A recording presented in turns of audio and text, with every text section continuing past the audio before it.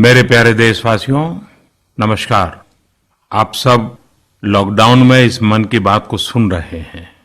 इस मन की बात के लिए आने वाले सुझाव, फोन कॉल की संख्या सामान्य रूप से कई गुना ज्यादा है। कई सारे विषयों को अपने अंदर समेट आपकी यह मन की बातें मेरे तक पहुंची हैं। मैंने कोशिश की है कि इनको ज्यादा से ज्यादा पढ़ पाऊं, सुन पाऊं। आपकी बातों से कई ऐसे पहलू जानने को मिले हैं जिन पर इस आपाधापी में ध्यान ही नहीं जाता है।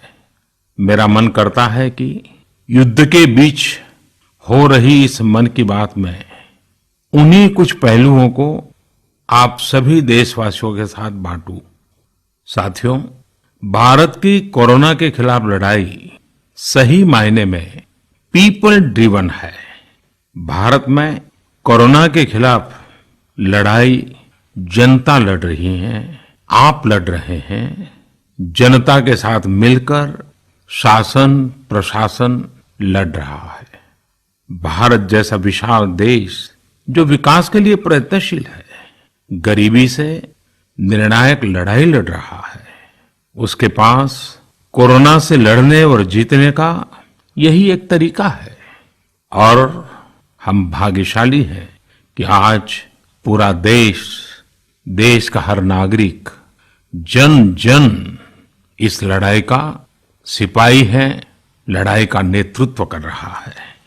आप कहीं भी नजर डालिए, आपको एहसास हो जाएगा कि भारत की लड़ाई पीपल ड्रिवन है। जब पूरा विश्व इस महामारी के संकट से जूझ रहा है, भविष्य में जब इसकी चर्चा होगी, उसकी तौर तरीकों की चर्चा होगी, मुझे विश्वास है कि भारत की ये पीपल ड्रिवन लड़ाई, इसकी जरूर चर्चा होगी। पूरे देश में, गली मोहल्लों में, जगह जगह पर आज लोग एक दूसरे की सहायता के लिए आगे आए हैं। गरीबों के लिए खाने से लेकर राशन की व्यवस्था हो, लॉकडाउन का पालन हो, अस्पतालों की व्यवस्था हो, मेडिकल इक्विपमेंट का देश में ही निर्माण हो। आज पूरा देश एक लक्ष्य, एक दिशा, साथ साथ चल रहा है। ताली, थाली, दिया, मोमबत्ती, इन सारी चीजों ने जो भावनाओं को जन्म दिया, जिस जज्बे से देशवासियों ने कुछ न कुछ करने की ठान ली, हर किसी को इन बातों ने प्रेरित किया है। शहर हो या गांव, ऐसा लग रहा है जैसे देश में एक बहुत बड़ा महायज्ञ चल रहा है, जिसमें हर कोई अपना योगदान देने के लिए आतुर है।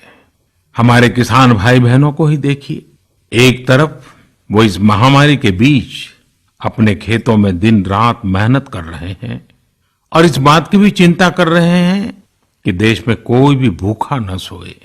हर कोई अपने सामर्थ्य के हिसाब से इस लड़ाई को लड़ रहा है। कोई किराया माफ कर रहा है, तो कोई अपनी पूरी पेंशन या पुरस्कार में मिली राशि को पीएम केयर्स में जमा करा रहा है। कोई खेत की सारी सब्जियां दान दे रहा है, तो कोई हर रोज सैकड़ों गरीबों को मुफ्त भोजन करा रहा है। कोई मास्क बना रहा है। कहीं हमारे मजदूर भाई बहन क्वारंटीन में रहते हुए जिस स्कूल में रह रहे हैं, उसकी रंगाई पुताई कर रहे हैं। साथियों, दूसरों की मदद के लिए आपके भीतर हृदय के किसी कोने में जो ये उमड़ता घुमड़ता भाव है ना, वही कोरोना के खिलाफ भारत की इस लड़ाई को ताकत दे रहा है। वही इस लड़ाई को सच्चे मायने में पीपल ड्रिवन बना रहा है। और हमने देखा है पिछले कुछ साल में हमारे देश में यह मिजाज बना है, निरंतर मजबूत होता रहा है। चाहे करोड़ों लोगों का गैस सब्सिडी छोड़ना हो, लाखों सीनियर सिटीजन का रेलवे सब्सिडी छोड़ना हो, स्वच्छ भारत अभियान का नेतृत्व लेना हो, टॉयलेट बनाने हो, अनगिनत बातें ऐसी है। इन सारी बातों से पता चलता है हम सबको एक मन, एक मजबूत धागे से पिरो दिया है, एक होकर देश के लिए कुछ करने की प्रेरणा दी है।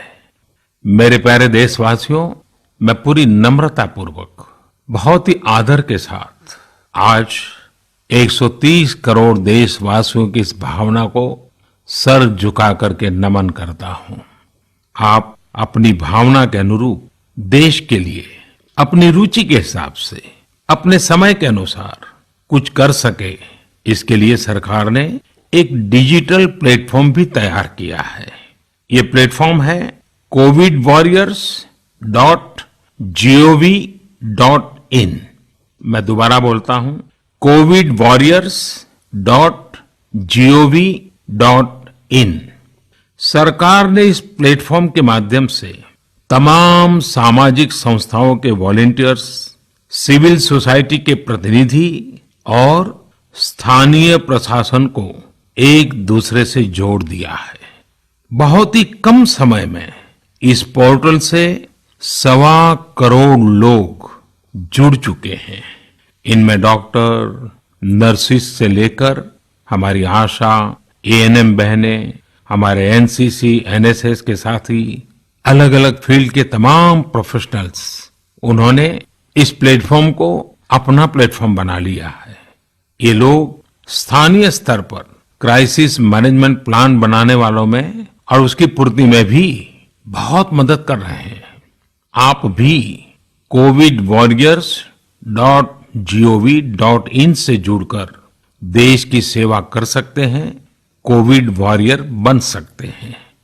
साथियों, हर मुश्किल हालात, हर लड़ाई कुछ न कुछ सबक देती है, कुछ न कुछ सिखा करके जाती है, सीख देती है, कुछ संभावनाओं के मार्ग बनाती है और कुछ नई मंजिलों की दिशा भी देती है। इस परिस्थिति में आप सब देशवासियों ने जो संकल्प शक्ति दिखाई है, उससे भारत में एक नए बदलाव की शुरुआत भी हुई है। हमारे बिजनेस, हमारे दफ्तर, हमारे शिक्षण संस्थान, हमारा मेडिकल सेक्टर, हर कोई तेजी से नए तकनीकी बदलावों की तरफ भी बढ़ रहे हैं। टेक्नोलॉजी के फ्रंट पर तो वाकई ऐसा लग रहा है कि देश का हर इनोवेटर नई परिस्थितियों के मुताबिक कुछ न कुछ नया निर्माण कर रहा है। साथियों, देश जब एक टीम बनकर के काम करता है, तब क्या कुछ होता है, ये हम अनुभव कर रहे हैं। आज केंद्र सरकार हो, राज्य सरकार हो, इनका हर एक विभाग और संस्थान राहत के लिए मिलजुल करके पूरी स्पीड से काम कर रहे हैं। हमारे एविएशन सेक्टर में काम कर रहे लोग हों, रेलवे कर्मचारी हो, ये दिन रात मेहनत कर रहे हैं ताकि देशवासियों को कम से कम समस्या हो।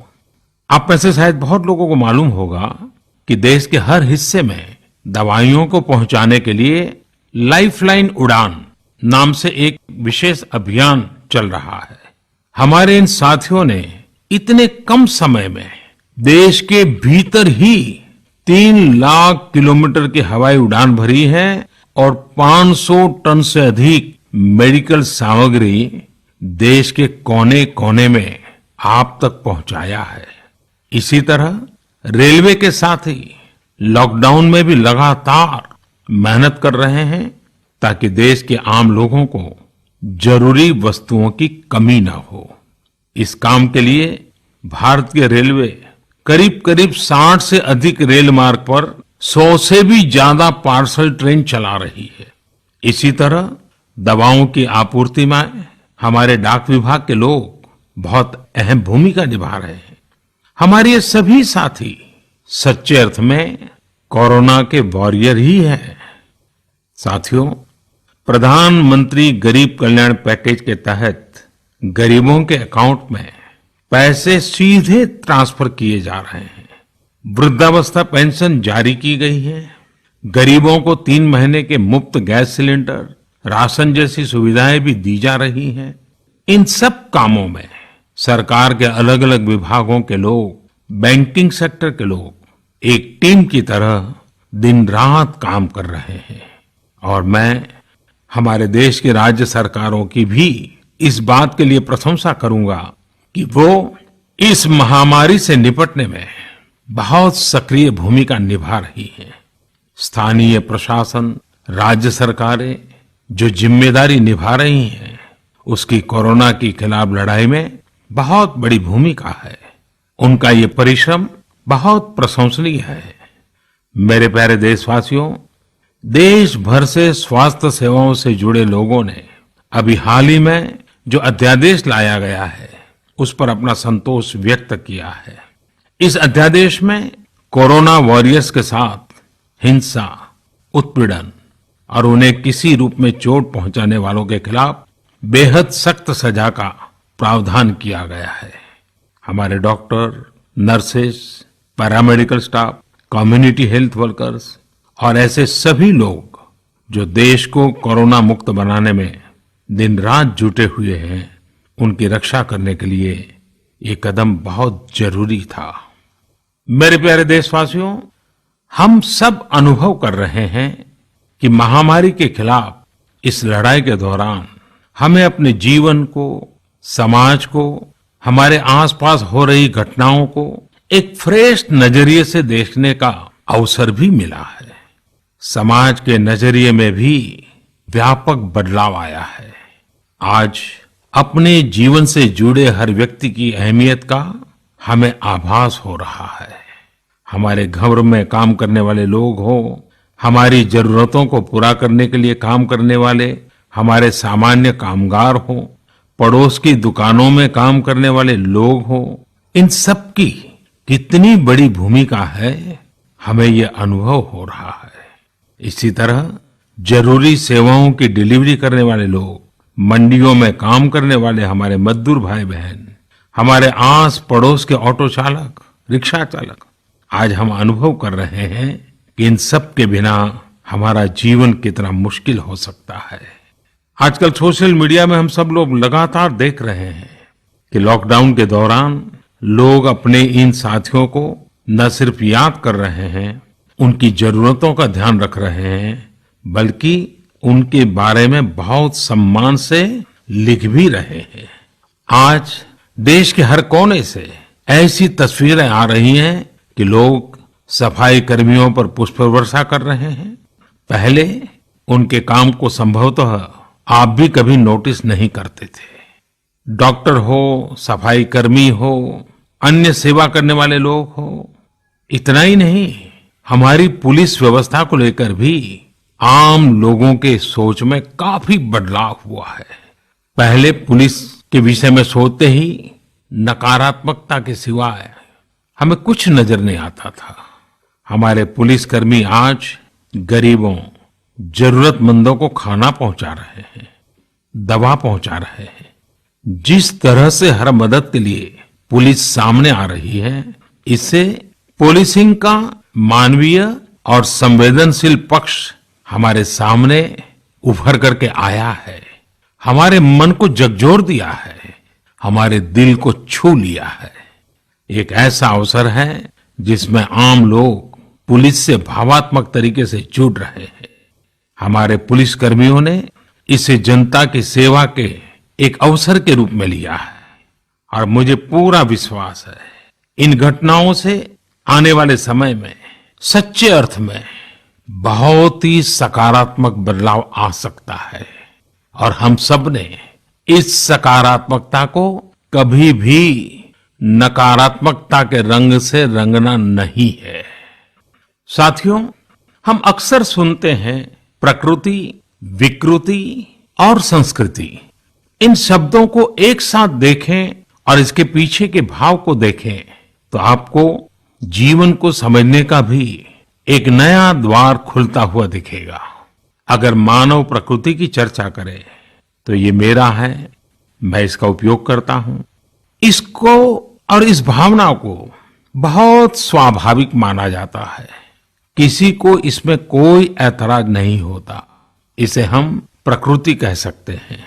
लेकिन जो मेरा नहीं है, जिस पर मेरा हक नहीं है, उसे मैं दूसरे से छीन लेता हूं, उसे छीनकर उपयोग में लाता हूं तो हम इसे विकृति कह सकते हैं। इन दोनों से परे, प्रकृति और विकृति से ऊपर जब कोई संस्कारित मन सोचता है या व्यवहार करता है तो हमें संस्कृति नजर आती है। जब कोई अपने हक की चीज, अपनी मेहनत से कमाई चीज, अपने लिए जरूरी चीज कम हो या अधिक, इसकी परवाह किए बिना किसी व्यक्ति की जरूरत को देखते हुए खुद की चिंता छोड़कर अपने हक के हिस्से को बांट करके किसी दूसरे की जरूरत पूरी करता है, वही तो संस्कृति है। साथियों, जब कसौटी का काल होता है तब इन गुणों का परीक्षण होता है। आपने पिछले दिनों देखा होगा कि भारत ने अपने संस्कारों के अनुरूप, हमारी सोच के अनुरूप, हमारी संस्कृति का निर्वहन करते हुए कुछ फैसले लिए। संकट की इस घड़ी में दुनिया के लिए भी, समृद्ध देशों के लिए भी दवाइयों का संकट बहुत ज्यादा रहा है। एक ऐसा समय है कि अगर भारत दुनिया को दवाइयां न भी दे तो कोई भारत को दोषी नहीं मानता। हर देश समझ रहा है कि भारत के लिए भी उसकी प्राथमिकता अपने नागरिकों का जीवन बचाना है। लेकिन साथियों, भारत ने प्रकृति विकृति की सोच से परे होकर फैसला लिया। भारत ने अपनी संस्कृति के अनुरूप फैसला लिया। हमने भारत की आवश्यकताओं के लिए जो करना था उसका प्रयास तो बढ़ाया ही, लेकिन दुनिया भर से आ रही मानवता की रक्षा की पुकार पर भी पूरा ध्यान दिया। हमने विश्व के हर जरूरतमंद तक दवाइयों को पहुंचाने का बीड़ा उठाया और मानवता के इस काम को करके दिखाया। आज जब मेरी अनेक देशों के राष्ट्राध्यक्षों से फोन पर बात होती है तो वो भारत की जनता का आभार जरूर व्यक्त करते हैं। जब वो लोग कहते हैं thank you India, thank you people of India, तो देश के लिए गर्व और बढ़ जाता है। इसी तरह इस समय दुनिया भर में भारत के आयुर्वेद और योग के महत्व को भी लोग बड़े विशिष्ट भाव से देख रहे हैं। सोशल मीडिया पर देखिए, हर तरफ इम्यूनिटी बढ़ाने के लिए किस तरह से भारत के आयुर्वेद और योग की चर्चा हो रही है। कोरोना की दृष्टि से आयुष मंत्रालय ने इम्यूनिटी बढ़ाने के लिए जो प्रोटोकॉल दिया था, मुझे विश्वास है कि आप लोग इसका प्रयोग जरूर कर रहे होंगे। गर्म पानी, काढ़ा और जो अन्य दिशा निर्देश आयुष मंत्रालय ने जारी किए हैं वो आप अपनी दिनचर्या में शामिल करेंगे तो आपको बहुत लाभ होगा।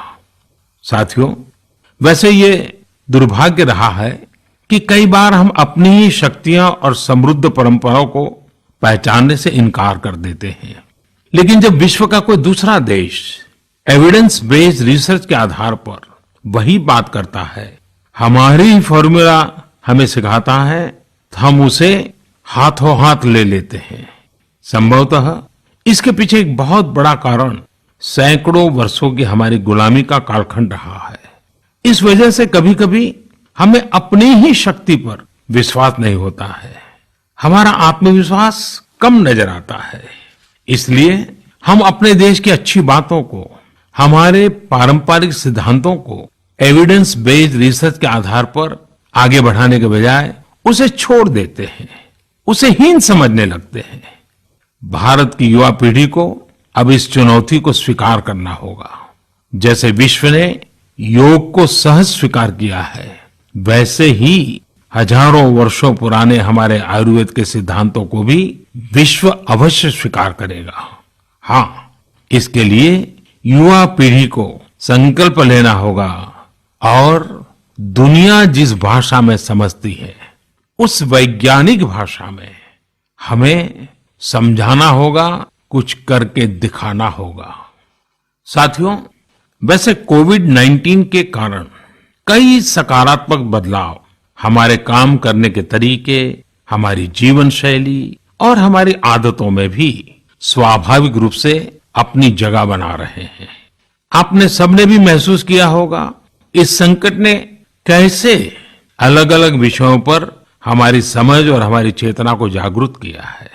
जो असर हमें अपने आसपास देखने को मिल रहे हैं, इनमें सबसे पहला है मास्क पहनना और अपने चेहरे को ढककर रखना। कोरोना की वजह से बदलते हुए हालात में मास्क भी हमारे जीवन का हिस्सा बन रहा है। वैसे हमें इसकी भी आदत कभी नहीं रही कि हमारे आसपास के बहुत सारे लोग मास्क में दिखे, लेकिन अब हो यही रहा है। हाँ, इसका ये मतलब नहीं है कि जो मास्क लगाते हैं वे सभी बीमार हैं।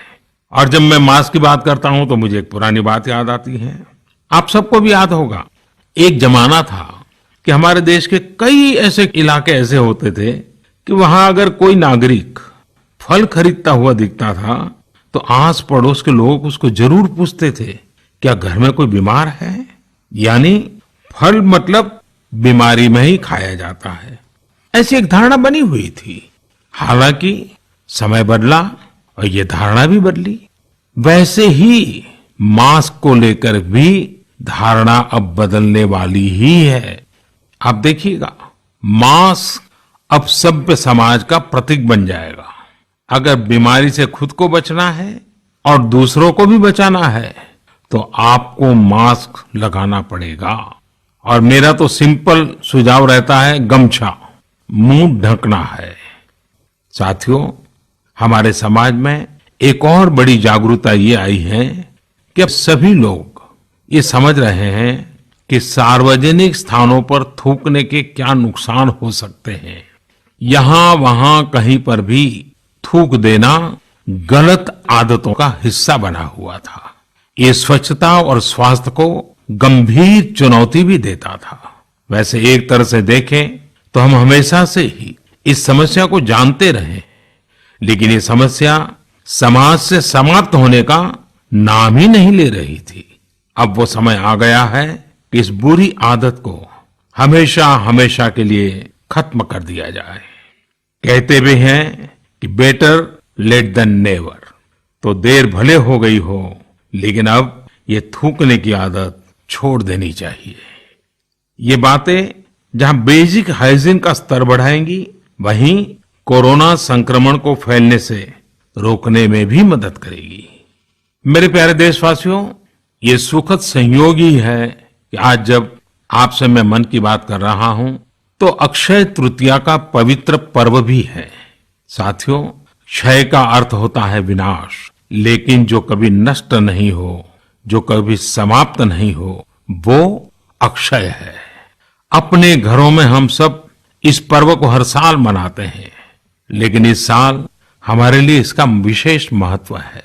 आज के कठिन समय में यह एक ऐसा दिन है जो हमें याद दिलाता है कि हमारी आत्मा, हमारी भावना अक्षय है। यह दिन हमें याद दिलाता है कि चाहे कितनी भी कठिनाइयां रास्ता रोके, चाहे कितनी भी आपदाएं आए, चाहे कितनी भी बीमारियों का सामना करना पड़े, इनसे लड़ने और जूझने की मानवीय भावनाएं अक्षय है। माना जाता है कि यही वो दिन है जिस दिन भगवान श्री कृष्ण और भगवान सूर्यदेव के आशीर्वाद से पांडवों को अक्षय पात्र मिला था। अक्षय पात्र यानी एक ऐसा बर्तन जिसमें भोजन कभी समाप्त नहीं होता है। हमारे अन्नदाता किसान हर परिस्थिति में देश के लिए, हम सब के लिए इसी भावना से परिश्रम करते हैं। इन्हीं के परिश्रम से आज हम सब के लिए, गरीबों के लिए देश के पास अक्षय अन्न भंडार है। इस अक्षय तृतीया पर हमें अपने पर्यावरण, जंगल, नदियां और पूरे इकोसिस्टम के संरक्षण के बारे में भी सोचना चाहिए, जो हमारे जीवन में महत्वपूर्ण भूमिका निभाते हैं। अगर हम अक्षय रहना चाहते हैं तो हमें पहले यह सुनिश्चित करना होगा कि हमारी धरती अक्षय रहे। क्या आप जानते हैं कि अक्षय तृतीया का यह पर्व दान की शक्ति यानी पावर ऑफ गिविंग का भी एक अवसर होता है। हम हृदय की भावना से जो कुछ भी देते हैं, वास्तव में महत्व उसी का होता है। यह बात महत्वपूर्ण नहीं है कि हम क्या देते हैं और कितना देते हैं। संकट के इस दौर में हमारा छोटा सा प्रयास हमारे आसपास के बहुत से लोगों के लिए बहुत बड़ा संबल बन सकता है। साथियों, जैन परंपरा में भी यह बहुत पवित्र दिन है, क्योंकि पहले तीर्थंकर भगवान ऋषभदेव के जीवन का यह एक महत्वपूर्ण दिन रहा है। ऐसे में जैन समाज इसे एक पर्व के रूप में मनाता है और इसलिए ये समझना आसान है कि क्यों इस दिन को लोग किसी भी शुभ कार्य को प्रारंभ करना पसंद करते हैं।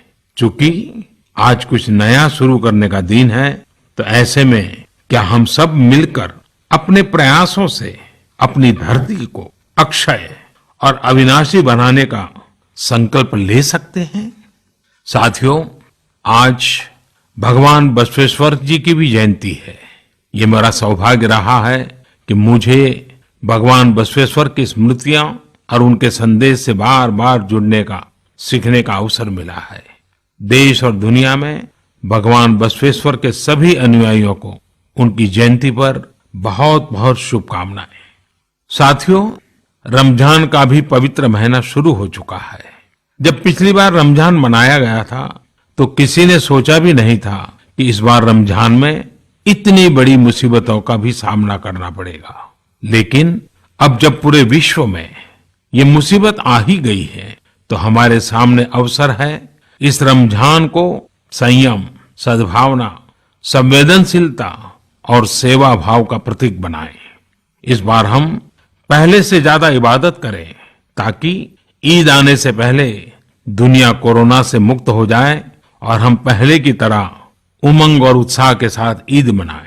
मुझे विश्वास है कि रमजान के इन दिनों में स्थानीय प्रशासन के दिशा निर्देशों का पालन करते हुए कोरोना के खिलाफ चल रही इस लड़ाई को हम और मजबूत करेंगे। सड़कों पर, बाजारों में, मोहल्लों में फिजिकल डिस्टेंसिंग के नियमों का पालन अभी बहुत आवश्यक है। मैं आज उन सभी कम्युनिटी लीडर्स के प्रति भी आभार प्रकट करता हूं जो 2 गज दूरी और घर से बाहर नहीं निकलने को लेकर लोगों को जागरूक कर रहे हैं। वाकई कोरोना ने इस बार भारत समेत दुनिया भर में त्योहारों को मनाने का स्वरूप ही बदल दिया है, रंग रूप बदल दिए हैं। अभी पिछले दिनों ही हमारे यहाँ भी बिहू, बैसाखी, पुथंडू, विशु, ओडिया न्यू ईयर ऐसे अनेक त्योहार आए। हमने देखा कि लोगों ने कैसे इन त्योहारों को घर में रहकर और बड़ी सादगी के साथ और समाज के प्रति शुभ चिंतन के साथ त्योहारों को मनाया। आमतौर पर वे इन त्योहारों को अपने दोस्तों और परिवारों के साथ पूरे उत्साह और उमंग के साथ मनाते थे, घर के बाहर निकलकर अपनी खुशी साझा करते थे। लेकिन इस बार हर किसी ने संयम बरता, लॉकडाउन के नियमों का पालन किया। हमने देखा है कि इस बार हमारे ईसाई दोस्तों ने ईस्टर भी घर पर ही मनाया है। अपने समाज, अपने देश के प्रति ये जिम्मेदारी निभाना आज की बहुत बड़ी जरूरत है। तभी हम कोरोना के फैलाव को रोक पाने में सफल होंगे, कोरोना जैसी वैश्विक महामारी को परास्त कर पाएंगे। मेरे प्यारे देशवासियों, इस वैश्विक महामारी के संकट के बीच आपके परिवार के एक सदस्य के नाते, और आप सब भी मेरे ही परिवारजन हैं, तब कुछ संकेत करना, कुछ सुझाव देना, ये मेरा दायित्व भी बनता है। मेरे देशवासियों से मैं आपसे आग्रह करूंगा, हम कतई अति आत्मविश्वास में न फंस जाएं। हम ऐसा विचार न पाल लें कि हमारे शहर में, हमारे गांव में, हमारी गली में, हमारे दफ्तर में अभी तक कोरोना पहुंचा नहीं है, इसलिए अब पहुंचने वाला नहीं है। देखिए, ऐसी गलती कभी मत पालना। दुनिया का अनुभव हमें बहुत कुछ कह रहा है और हमारे यहाँ तो बार बार कहा जाता है, सावधानी हटी तो दुर्घटना घटी। याद रखिए, हमारे पूर्वजों ने हमें इन सारे विषयों में बहुत अच्छा मार्गदर्शन किया है। हमारे पूर्वजों ने कहा है, अग्नि ही शेषम ऋण शेषम व्याधि शेषम तथैव च पुनः पुनः प्रवर्धेत तस्मात् शेषम न कार्येत। अर्थात हल्के में लेकर छोड़ दी गई आग, कर्ज और बीमारी मौका पाते ही दोबारा बढ़कर खतरनाक हो जाती है। इसलिए इनका पूरी तरह उपचार बहुत आवश्यक होता है। इसलिए अति उत्साह में स्थानीय स्तर पर कहीं पर भी कोई लापरवाही नहीं होनी चाहिए। इसका हमेशा हमेशा हमने ध्यान रखना ही होगा। और मैं फिर एक बार कहूंगा, 2 गज दूरी बनाए रखिए, खुद को स्वस्थ रखिए। 2 गज दूरी बहुत है जरूरी। आप सबके उत्तम स्वास्थ्य की कामना करते हुए मैं मेरी बात को समाप्त करता हूं।